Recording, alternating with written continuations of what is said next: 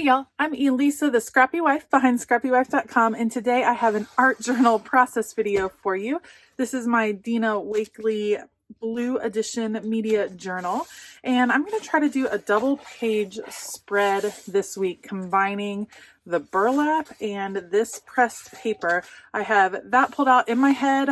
I'm thinking vertical, so we'll see how that goes. I also have some paper from Davenport pulled out. This is one of my favorite paper pads. I've actually gone through it twice now because I think it's beautiful. This is the paper that is inspiring me currently, so we'll see how that goes. I will make sure to list everything that I end up using down below with links. Heads up, some of those will be affiliate links. Doesn't cost you any more, but it does go a long way to supporting this channel. All right, I will put you all on fast forward. Let's go. So I'm going to start out by using clear gesso on both pages. The part of this particular art journal that I have really found challenging would be the different mediums, and especially when I'm wanting to combine and kind of do a double page spread. And so I feel like the gesso might help the supplies that I choose to put on top, the sprays and the paint. I feel like the gesso will help it be more consistent between the burlap and the pressed paper.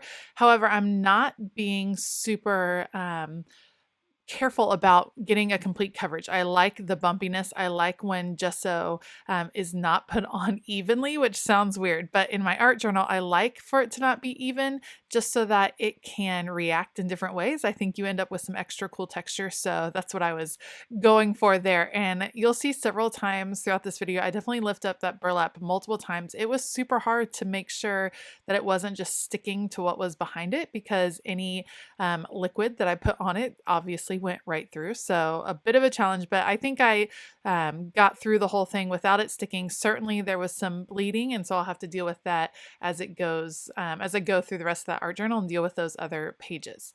So I have this beautiful girl from the Jane Davenport paper. I love her. And my thought was she could be right here, and then her body, as you'll see me sketch out, would kind of flow into the pressed paper page. So that's my starting off point. I am not, I don't really consider myself great at drawing per se. So I'm trying to keep it really loose, not be defined. You can see I very discreetly made sure her hands were off of the page because I cannot for the life of me draw hands. So I knew that those were going to be off, and I'm just kind of loosely sketching this kind of flowing figure. And I like that she's going off of the page to the bottom right, and that she's not face forward, if that makes sense, that she's not perfectly symmetrical, because I feel like it gives her a little motion where her face is so stagnant. Like it's definitely facing forward, but I feel like with her body kind of flowing off to the lower right, then you get a little bit of motion going on.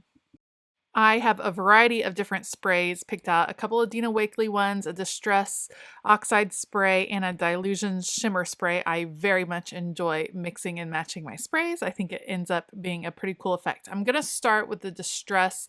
I actually pull out a couple of different Distress sprays to add some blue. I loved the turquoise blue that was in the background of the page that this girl came off of. So that's what I'm going to go with, is some of those blues and greens, because I think it's fun.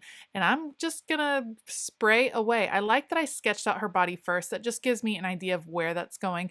Nothing has to be really specific, really defined. I'm just kind of going with the flow on what happens with art journaling pages, and I think that's kind of what they're meant for sure. You can see that when I use sprays, I definitely spread out a towel over my work surface, and then I also like to spray inside an old Felicity Jane box. That kind of keeps the spray contained, makes sure it doesn't go everywhere all which ways. So I always do my sprays there. I'm very lightly using my heat tool. So when you use the Dina Wakley acrylic sprays, it says very specifically not to use your heat tool. I can't wait that long, but there is plastic, that acrylic stuff that's in those sprays will burn if you heat it too much. So just be really careful when you're doing that. I like the combination of the finish of the Distress Oxide versus the acrylic sprays. So the acrylic sprays definitely have a shinier finish, and so I think the two together is really interesting. So my shimmer spray, the nozzle was broken, so instead I am just flicking on some of the spray, and I'm going to come back with a paintbrush and clean water and then just use that to break up some of those spots. I didn't want it quite so spotty, and it also creates some fun movement and color on the page. And you can see, you know, the two pages, there's definitely a texture difference, but they are starting to combine pretty nicely. I do like how the background is coming along. I think it's very interesting. The colors are much more vibrant on the pressed paper than they are on the burlap, but that's okay. I think I think the balance is pretty nice between the two. I will let those completely dry, and then I'll just double check and see what else it is I want to add to this background. I am planning for my girl's body to be a different color. So I'm coming back with heavy white gesso, and I'm just painting over the top of where I had already drawn, because obviously some of the sprays went in there, and I just want to make sure it's as clean of a surface as possible. I'll do a couple of different layers and then put it aside and let it dry thoroughly just to make sure that that is covered nicely. Once that is done, I switch back to my clear gesso, and now I'm going to use that to help put this piece of paper down on top of the burlap. It's a little bit tricky because the burlap has the holes. It's hard to get things to stick. I want her positioned just perfectly so it matches up with where the body is already painted, and I figured I should go ahead and get her set so that it doesn't shift on accident. So I'm being really generous with the clear gesso. That way it'll stick. You can see it was moving around, and that just shows me I need more. Once I set it and let it dry, it did stay. It wasn't a big deal. Now I'm just heaping on a ton right there. So getting that all set and laid down, and then I'll set it aside, and then an accident happened and my camera stopped rolling. So you're going to see this goes to the side, and I actually do a bunch of painting and it comes out really cool, and it's not on camera. So I'm going to switch here in a moment, and you'll see when I realized that my camera wasn't rolling, I was so sad because I used some awesome Dilutions paint and mixed it with Jane Davenport paint, and it was a very cool effect. So let me show you what happened after I painted.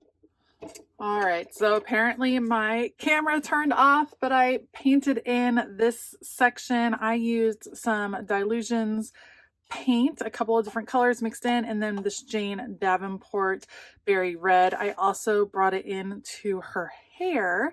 So I am sorry about that lost footage, but I'm gonna just continue on. Let's do this.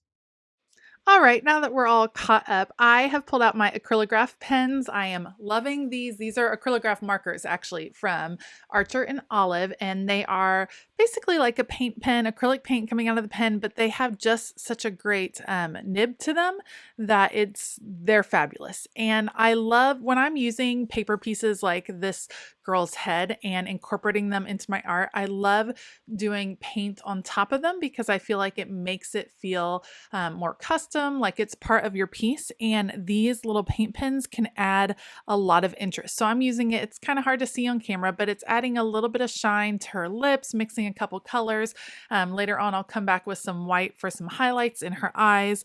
And it's just fun to make some of the colors pop and to bring in some of the same colors that I used down on her body, because then it feels like a full piece instead of a paper piece head and a painted body. So I'm loving adding these details. These pens are just great. They held up pretty well to the burlap and to the pressed paper. Those are some really highly textured papers, and because the tip of those is this really sturdy, I think it's like a nylon, it's like a plasticky tip, and it's held up really well, better than other paint pens I've used in the past. So loving these. I have the 0.7 millimeter tip ones, which are the really fine tip, because normally I use them in my morning journaling and things like that. I'll probably be looking to start collecting the larger tip ones just to be able to do some bolder pieces. But you can see it adds some nice dimension in with her hair. I'm able to bring those pieces off of her head instead of having to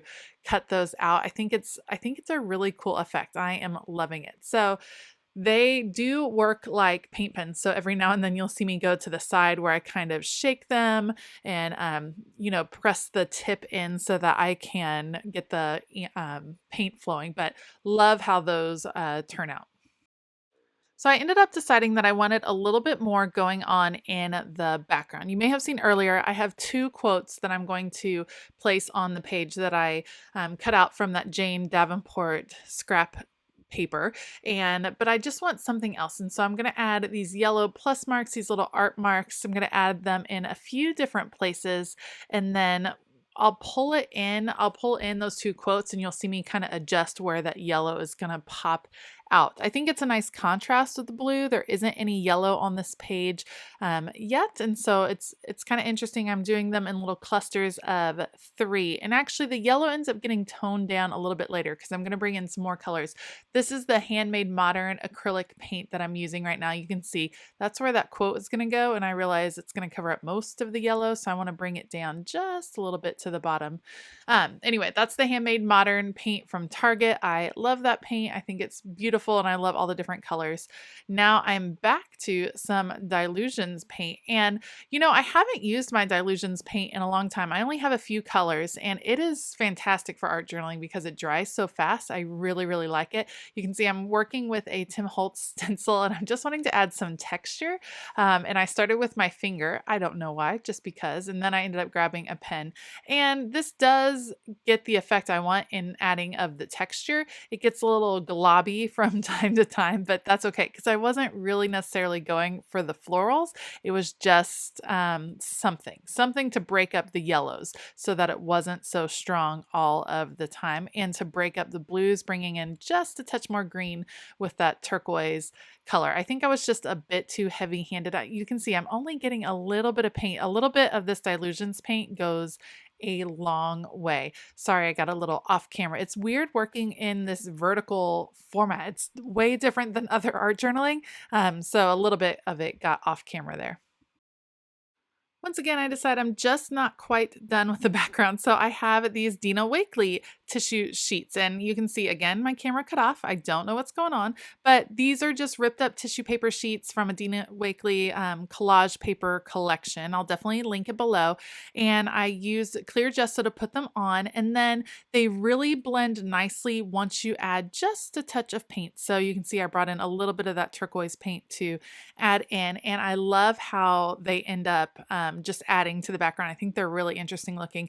Now I'm dirtying up the tear marks on those two quotes that I have that I pulled from the Jane Davenport. And again, I'm going to use clear gesso to put those down.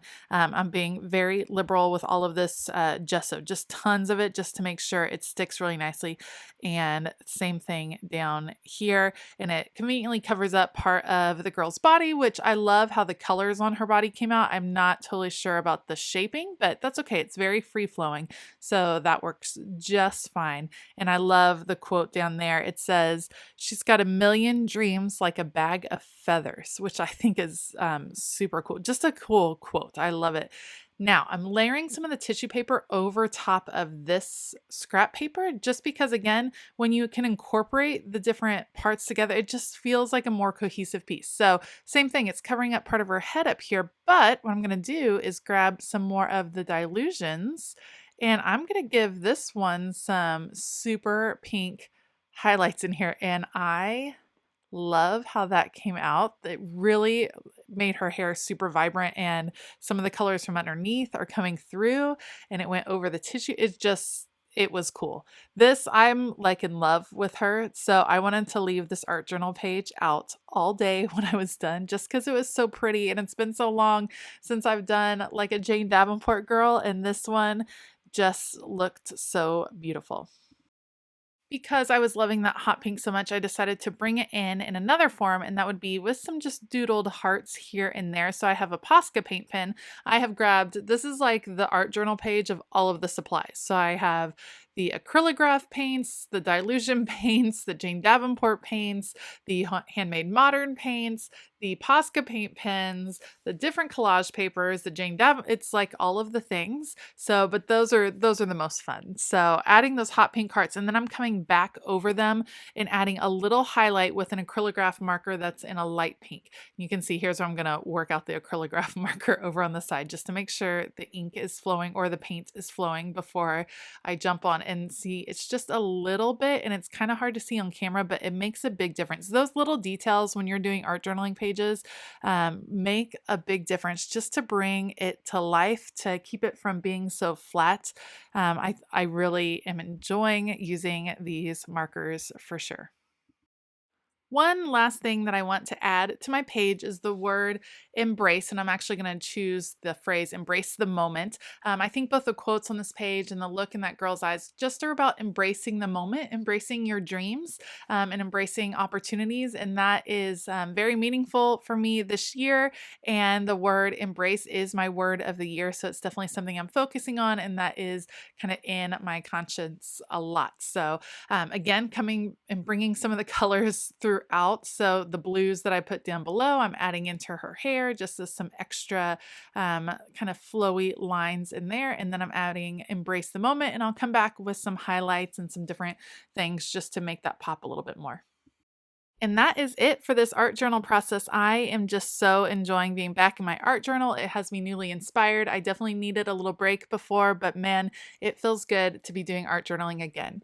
If you like this video, please give it a thumbs up and consider hitting that subscribe button as well as the bell notification button. I will definitely list all the supplies down below with links in case you're interested in checking them out.